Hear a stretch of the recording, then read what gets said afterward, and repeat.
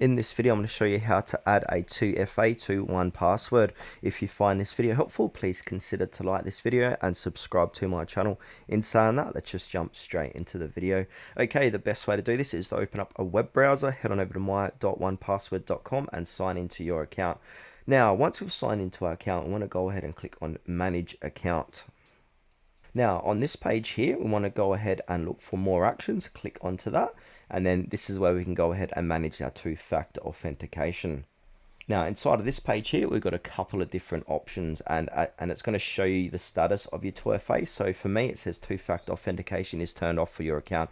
So we can use an authenticator app. So as an authenticator app on your mobile device will provide a 6-digit code, or we can add a security key. So security keys are small physical devices that can be used as your second factor. So if we want to set up app, we can go ahead and click onto that. So on your mobile, install an authenticator app. I've got Google Authenticator, and use it to scan this QR code. After you scan it, you'll see a 6-digit authentication code.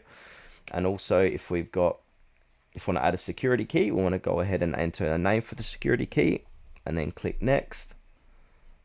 And then we can save passkeys inside of that security key.